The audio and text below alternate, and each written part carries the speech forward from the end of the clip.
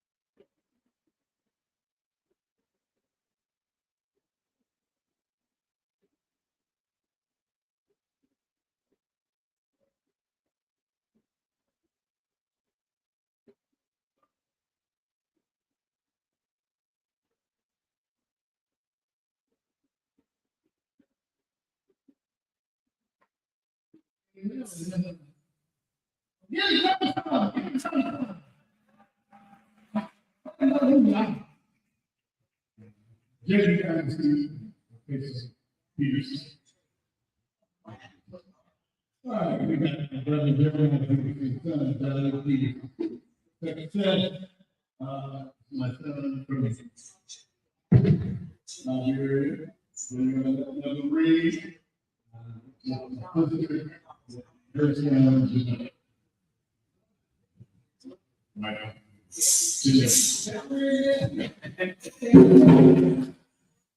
It's invited to come up front. We have our first community speaker that we're going to have.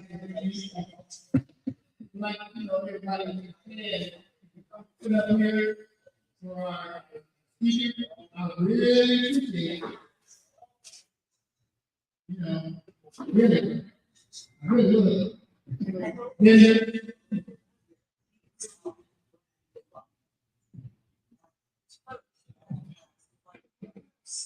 What I'm gonna do, I'm gonna have my speakers come up here and stand with me. See, and my favorite is the C, the C, a C. C. This is our speaker for the meeting. We have been trying to come out to the community and organizations to come up and give us a little bit of information about what they're doing and how we may be of assistance in what we do. We're going to let her speak herself, reintroduce herself, and do what she do. And over to that.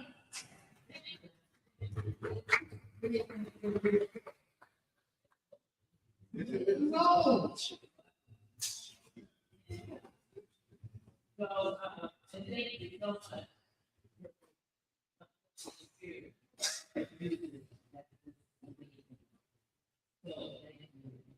And I love being here, even though there's an intimate problem, but I'm here to talk about trafficking, we've been together. Talk about human trafficking. I've been working on this issue for over 30 years now. I grew up in the field, over the north side.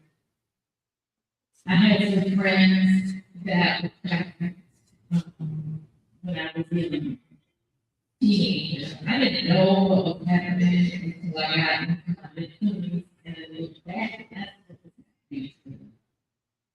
They were trafficked into the sex trade and prostitution. I was not. So, for the grace of God, I have a strong father figure, and a lot of people in the neighborhood were afraid of him, but also respected him, but that is the thing that they, other kids didn't really have, their father was in prison. So, I ended up going into television and learning about this issue way before people got in touch with the issue. So, in 2000, our federal government finally admitted that we have human trafficking victims of U.S. citizens, sex trafficking victims, and labor trafficking. So, under the umbrella of human trafficking, sex trafficking, labor trafficking, and also organ trafficking, we don't see that in the U.S. because we're a main purchasers of organs from developing countries. And that's because we have long waiting lists for kidneys, and mainly because of the most prevalent kind of kidneys. People are waiting lists to die, so they get into the black market. But in terms of sex trafficking, we ended up under the federal law, and we have a federal task force here devoted to them. But what it says under the federal law is anybody involved in sex trafficking, prostitution, any kind of the sex industry, where they're there because of force or fraud or coercion, they're the victim of a felony crime. That felony crime is human trafficking. Or they have not reached the age of 18. So if they're under 18 and they're involved in any form of commercial sex trade, they are automatically a victim of the felony crime of sex trafficking. Don't have to prove force, fraud, or coercion. We don't care what their attitude is. We don't care what they say. They can say, "Oh, this is what I choose to do to me, my boyfriend, I choose to do." Doesn't matter. They are child under the eyes of the law, and they are a victim in need of services.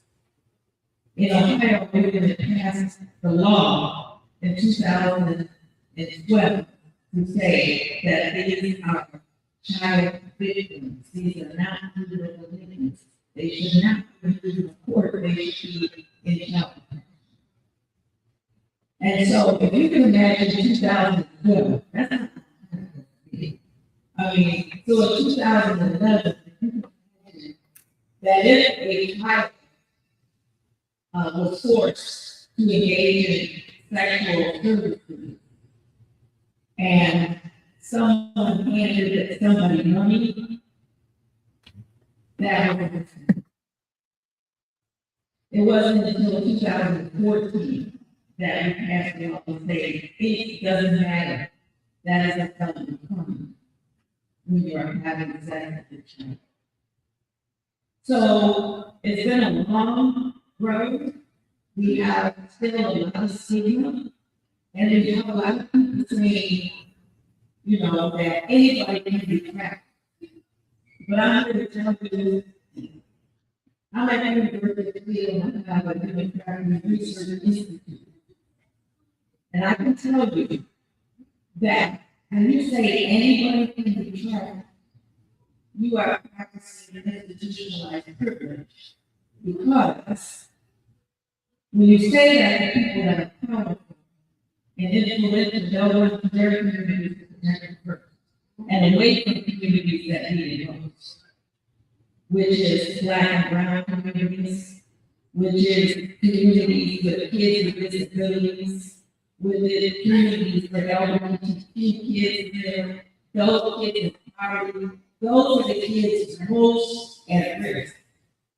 So we gotta stop saying anybody can be trapped. It's not true. It's Black and brown bodies that are built in minorities in the U.S. Secondly, we gotta stop going around talking about little girls being bad. Right? Because we're still blaming the victim. Even though we passed the law, don't mean everybody knows what the next day know the law. So when we say, oh, we're going to fast, why? Why? We got to look behind that. Who is teaching her that? Who is encouraging that? Who is saying that her value is the way she looks? And then we blame her. When we're talking about sex trafficking of 14 to 15 and 16-year-olds, these are adult crimes, right? It's a guy who's 30 years old who's selling this 14-year-old to a 36-year-old. These are adults that are responsible for these crimes. But when we, as a Black community, help this stigma by saying, well, you bad, we're just helping to blame the victim. And pretty soon the victim is going to go, why not? How do we from our own community understanding? We also got to look at, you know, we've been watching those Black exploitation films, the government of age, the Mac, I think that's what Superfly, you know, all of those. And we don't show those anymore. But we have replacements, like we evolved to think that when Snoop steps up and says probably that he needs to be a pimp, why would that be a bad term to his Black community still? When a man goes to prison for trafficking or pimping, it's the same thing. Why does he not be under prison like they do child? Why is he still revered? You see, when we laugh at Cat Williams, which I think is hilarious, but when he was doing the pimping routines, you see how that's still the past. That's not funny when you're victimizing people and you're stealing their futures. When you abuse a child in that way itself, they experience trauma. And when that happens over and over and over, it has complex trauma. And that doesn't go away. That festers. And it destroys your feelings and your behaviors and your thinking. And it can degrade everything. So 70% of the kids that do this are at risk to go on to be involved in adult prostitution, where they will experience frequent heinous and pervasive violence, HIV risk, drug addiction, and poor mental health, particularly post-traumatic stress disorder. So it's not funny.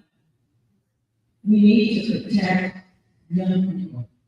And we need to teach young men what a man is.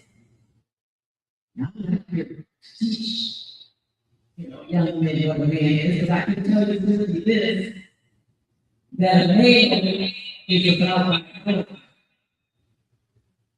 a boy always asks, what do you do for me? That's a good.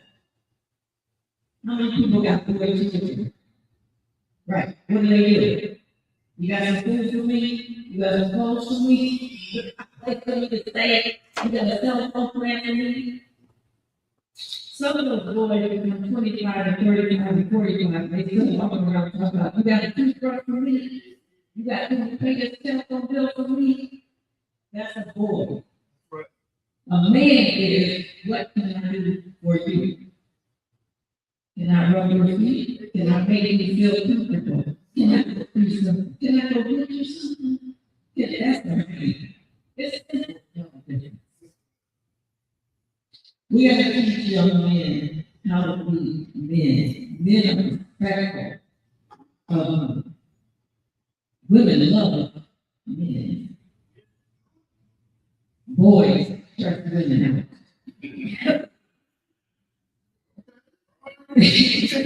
out. So that's what I came here to say is, please speak to our young people. Please reach out. If you see young girls that are going down the wrong path, please be friends that they can have. Where did you get that new album? Ask questions. We have the passport clear, we have the national hotline. All you have to do is Google it. I tell you but all you have to do is Google it, and it will pop up. It's national hotline. We have services in town to help our survivors. So do that, and also be very careful with your conversation, because you're not thinking that there are young ears listening. And based on what you said, they might be thinking whether they're going to come and tell you what might happen in their life. Right? So what did you say when Bill Cosby was charged and convicted? What are you talking about right now in terms of he did it? What are you saying? Because there are other people listening. And they're deciding, do I tell this person about my experiences or not? And the last thing to say is our parents. Some of us will go walking around and talk about, I'm not my child's friend, I'm my child's parent. I love that theory. But when you say you do what I say, guess what? If they can't talk to you because you laying down the hammer, who they going to talk to? Another 14-year-old? So we got 2 14-year-old guys trying to figure out something? No. So today is a little more complicated. We got to be enough of a friend and enough of a parent to provide guidance. See? They got to be able to tell us. We got to be able to hear scary things so that we can guide it. That's how we can do it today. We can't say, get outside. We can't say, don't tell me lies. Tell you what to do and you're going to do it. We can't do that anymore because it's too scary. We have to be able to listen and we have to be able to guide. Right? Right. Okay, and so last thing I need to do is I have survivors who are kids and they tell me, you speak to people, make sure you go to confidence. Talk to us about it now before we're in it. So if you start having a conversation, you open up the door for them to be able to talk. Right? They say we do it for love. We're looking for something that is missing in their life. telling you, there's a trafficker getting next to somebody because that kid is missing something. Figure out what it is and start filling it, and that. Right? And they say the other thing that we all know. Keep me busy. Keep me busy. Doing positive things.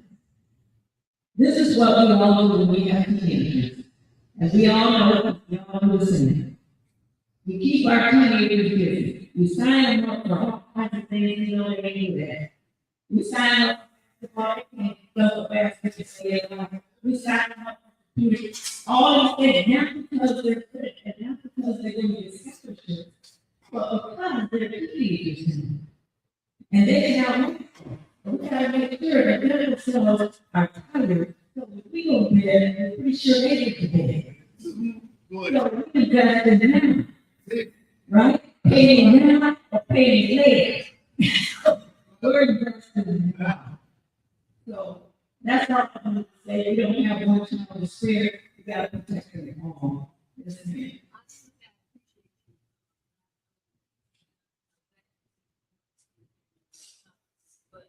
I was saying about a lot of persons that stay in my house who was that they are trapped here in May, and I've seen how psychologically they mentioned where she did not see it. She was going bad. So it's very challenging to get this to see visions that they just in the brain. Attracted because you know had habits that she couldn't shake because her mind was so far gone for the years. There's resources And that's the trouble. She's saying that somebody can get so deeply ingrained because that is the way it works. It doesn't, you know, or teach doesn't typically happen that somebody can you in the right way, or you come out of trouble and boom, they snap you up. All these things they talk about on Instagram, Facebook, and TikTok. No, most of it is manipulation like that. It is strategically getting deeply ingrained in your mind and in your heart to where you can't let this person go. You think you're in love with this person, you know they use you and you think they're powerful, and no matter where you go, they will find you. So you love them, but you fear them, and that is not the changing of the wrist and the ankles to the bed. It's the changing of the mind and the heart. That's how the game works. If you ever know business, you know the game because you got to get the vulnerable people to do this. Vulnerable people, low risk if they're vulnerable. High yield, a lot of money. That's the game. If you go around smacking somebody out the street, that's high risk. Low yield, that's absolute game. So that's not what you're trying to do. If you can get somebody's heart, get somebody's mind, you bet you indoctrinated them. And even in this case, somebody she has paid in the house that was trafficked over years and then trying to get it out. So that's so hard to change your mind and your heart when somebody tells you the only value you have is your life. That is hard for you to change. It takes a lot of work. So we have a group every Thursday for survivors that are trying to get through their trauma. for your child. My uncle used to say it to me. He goes out and say, he used to be wrong. Like, he acted. Why? Say it. Why? I had this experience. Experience with my mother. And they feel that she was being physical. And it was like, I think son or something made her feel that and said, don't do that. It's my kid. I want to have a conversation with her. And she didn't talk to her. They was making her feel like you just discuss this. we got her car. I'm like, okay, kind of what happened. She said, well, we was watching it, and there's certain scenes in it that are not being worked out when we leave it. So I have to take out the system and go back to be mindful about. It's simple to just have a conversation, letting her know we're not sure, but I know that you're not the type of kid that she's gonna seek out things that she told me, and it was easy to address it because she was trying to not create a balance. Yeah. She had a relationship where she feel safe to have a conversation because I'm not to recommend her for something that I talk to be about. Right. They really was teaching her leadership. Yeah. She's talking about the other acting out something she saw in the movie and how other people were singing from her, demonizing her for that. And was able to have a conversation about that, to be an open door and say, that's not bad. Love is not bad. Love is good. We just have to provide that guidance to what love should look like at this age, that age, and the next age. That's all we have to do. Because love is a great thing. I remember my daughter, I was she was like, I'm gonna kiss that boy. And I was like, I said, okay, come on, and drink the blow. And she was like, oh, that's good. Good. So, yeah, figure out how they can express themselves, the natural inclinations that they have. And we have to remember that that's a good thing. That's everything. But if we're there to guide them, then we can show them how to express their feelings in an appropriate way. So, all right, well, thank you all so much. I so appreciate you and I thank you.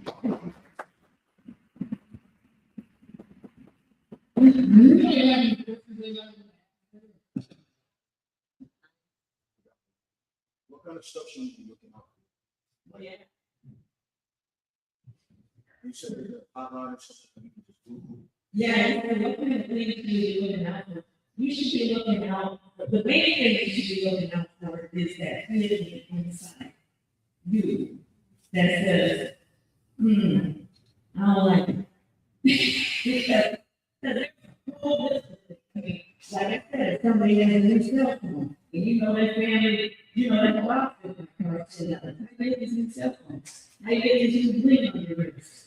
Who's this new friend you got? Why are you 17 and your boyfriend's 45? Why you got 4,000 key cards? Where do you get that? You say you're staying at your friend's house, but you working.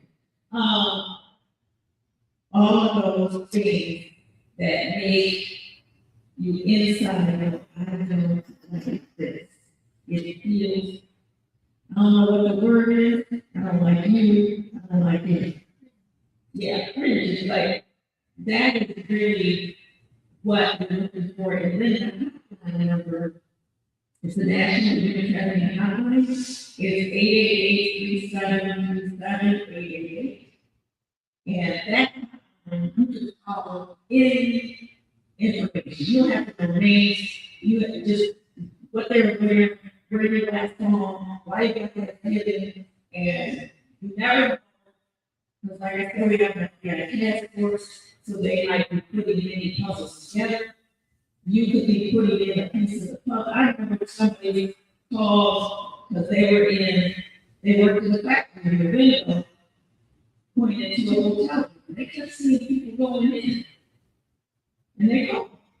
And it was this girl in there with this disability that was being tracked. So just because she had that suspicion, it paid off. But even if it doesn't pay off, it doesn't, please take the chance and call the hotline. It's 888-3737-888. But once you pay off, they're going to call the FBI. You don't have to leave your name, you don't have to leave any of that information. Just my daughter called, she worked at the mall. She saw a guy coming in Forever 21 with like 13 or 14-year-old girls and allow those 5-year-olds and 13 or 14-year-olds should wear, and she goes. So why not? You know, it's not gonna hurt, but it may do a lot of good to them. So, One thing, is pretty unique attitude about this, and I learned, we've learned now about the fact that we learned about these pedophiles and whatever. And you wonder why this thing, you know, we can't get it happen. I think that's why, I mean, we have to say that the fact that the government is doing this, so oh Lord.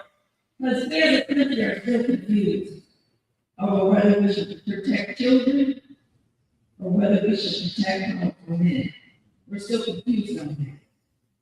I'm not sure why we have to even have F-35 police. Why can't we just believe the women? Why can't we just get their? Why do we have to have something written, some pictures or something that men? Why can't we just